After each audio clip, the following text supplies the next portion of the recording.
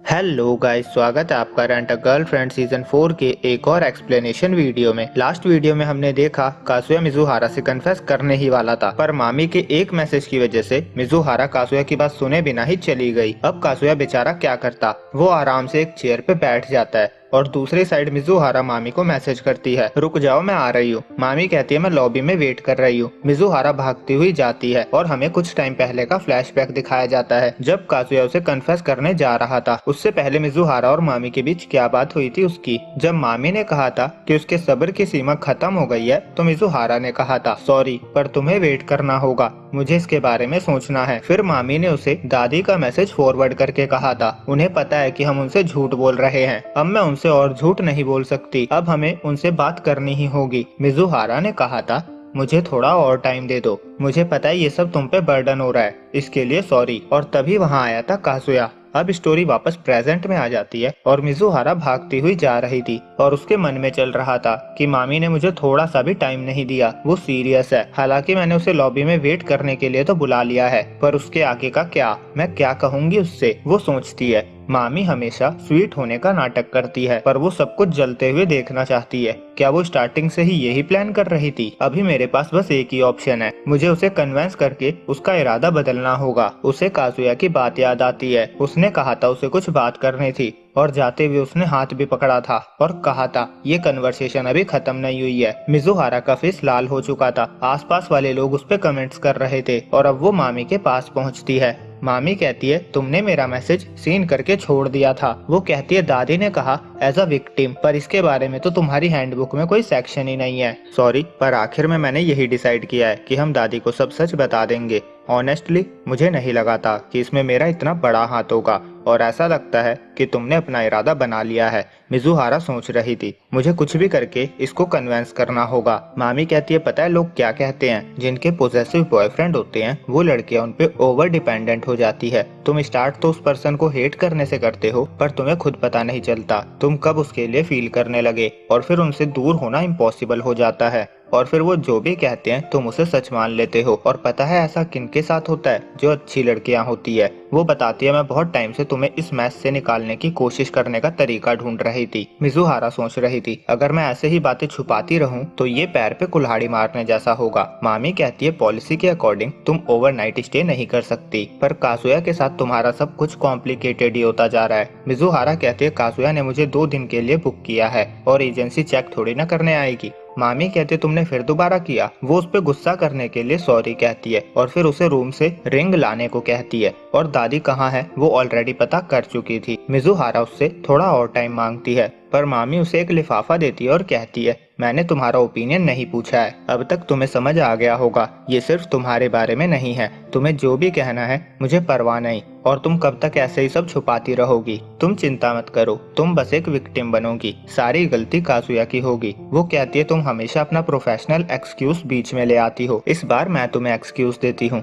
वो कहती है अगर कोई क्लाइंट तुमसे कुछ करने को कहता है तब तो कोई प्रॉब्लम नहीं होती, ये तुम्हारा लास्ट चांस है, तुम मना करके ऐसे ही सब चलते रहने दे सकती हो और या फिर तुम रिंग लेकर मेरे साथ चलो। वो कहती है कैसा होगा अगर मैं तुम्हें रेंट करूं। और अब वो उसे एक स्टोरी बताती है जब वो मिडिल स्कूल के फाइनल ईयर में थी। उस टाइम सभी लोग लव से ऑब्सेस्ड थे और बस 3 चीजों की ही बात करते थे, हॉट गाइस, जॉब और डाइटिंग। और फोन देखो या किसी शॉप पे जाओ, हर जगह लव के बारे में आर्टिकल मिल ही जाते थे। मामी का मानना था कि इसमें कोई गलत बात नहीं है, चाहे तुम किसी से मिलो या उसे रेंट करो, तुम्हें वही करना चाहिए जो तुम्हारे लिए सही हो, क्योंकि हम सब लाइफ के पैसेंजर्स हैं जब तक हम मर नहीं जाते। वो बताती है मुझे याद है जब मैं 4 साल की थी तो कैसे मेरे पेरेंट्स ने मेरे प्यारे टेडी बियर को फेंक दिया था और जब भी मैं कुछ गलती करती थी तो मेरी मॉम हमेशा मुझे डांट देती थी।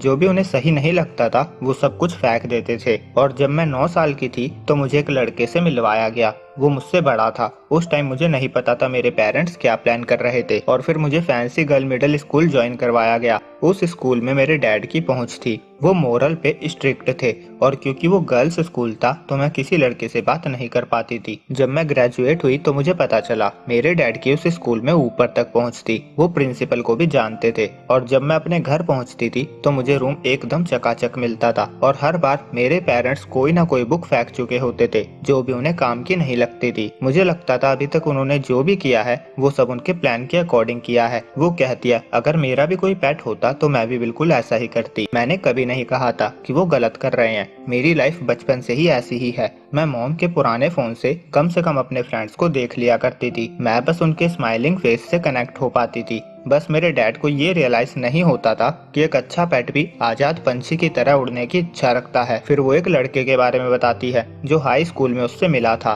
वो बहुत चेयरफुल, केयरिंग और स्वीट था। वो कई बार उससे स्टेशन पे मिली थी। वो दोनों किसी म्यूचुअल फ्रेंड के थ्रू मिले थे। वो दोनों ही मोबाइल गेम खेला करते थे जिससे उनकी बॉन्डिंग अच्छी हो गई और 3 वीक बाद उन्होंने डेटिंग स्टार्ट कर दी। लड़के का नाम तारोउ उराशिमा था और मामी ने अपने पेरेंट्स को लड़के के बारे में नहीं बताया था। वो उसके साथ सिली डेट्स पे गई। उन्होंने साथ में मस्ती की, लड़ाई की, अपने सपनों के बारे में बातें शेयर करी और प्रॉमिस भी किए। वो बताती है हम एक दूसरे से चिपके रहते थे। ये बहुत एम्बैरेसिंग था और मैं अपनी फीमेल फ्रेंड के साथ भी टाइम स्पेंड नहीं करती थी। एक दिन उसने कहा वो मुझे खुश देखना चाहता है और वो हमारे रिश्ते के लिए डैड को मनाने का पूरा ट्राई करेगा। अभी तक मैं बस अपने डैड के बताए रास्ते पे चल रही थी, पर लाइफ में पहली बार मैं खुद से कुछ करना चाहती थी। मैं हमें फ्री करना चाहती थी। मैं उसके साथ फ्यूचर बनाना चाहती थी। ये मेरे विद्रोह करने का एकमात्र रास्ता था। मैं 15 साल की हो चुकी थी और मुझे लग रहा था कि अब शायद मैं फ्री हो पाऊंगी, पर मेरे डैड ने मुझे ब्रेकअप करने को कहा।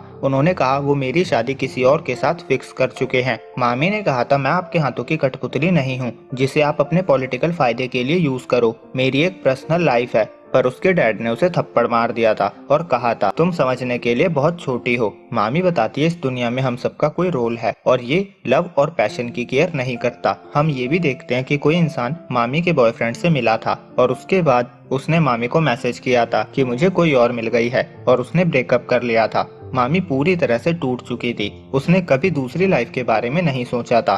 उसने स्कूल ड्रॉप कर दिया, सब कुछ पीछे छोड़ दिया, पर उसके पास अकेले आगे बढ़ने की हिम्मत नहीं थी। इसीलिए उसे अपने पेरेंट्स पे ही डिपेंड होना पड़ा। वैसे तो वो उन्हें हेट करना चाहती थी, पर वो एक हैप्पी फैमिली की तरह दिखावा करने लगे। उसके पास सोसाइटी का सामना करने की हिम्मत नहीं थी। उसने अपने पेरेंट्स से कहा था कि वो तारू के साथ लाइफ स्पेंड करना चाहती है, पर अब उसे लगने लगा कि वो उसकी चाइल्डिश विश थी जिसके थ्रू वो अपने पेरेंट्स से फ्री होना चाहती थी। कुछ लोग इसे लव कहते हैं, पर ये बस विद्रोह करने का एक फेज था। मुझे तो अभी तक समझ नहीं आता मैं उसे क्या कहूँ। वो कहती है मेरे पास इसका कोई एक्सप्लेनेशन नहीं है। तुम्हें पता है लोग सच्चे प्यार से कैसे अलग होते हैं, लेबल लगाकर, पर मुझे लगता है ये स्टूपिडिटी है। वो कहती है चाहे तुम दूसरे की केयर करो या फिर कोई कमी ना सिर्फ अपने बारे में सोचे, आखिर में कुछ मैटर नहीं करता। जो लोग कहते हैं कि वो प्यार में है वो बस अपनी बातों पर यकीन दिलाने का गेम खेलते हैं। ये तुम्हारा लास्ट चांस है। चलो सब कुछ सच बताकर सारी गंदगी साफ करते हैं। और यहीं पे ये वीडियो होती है एंड।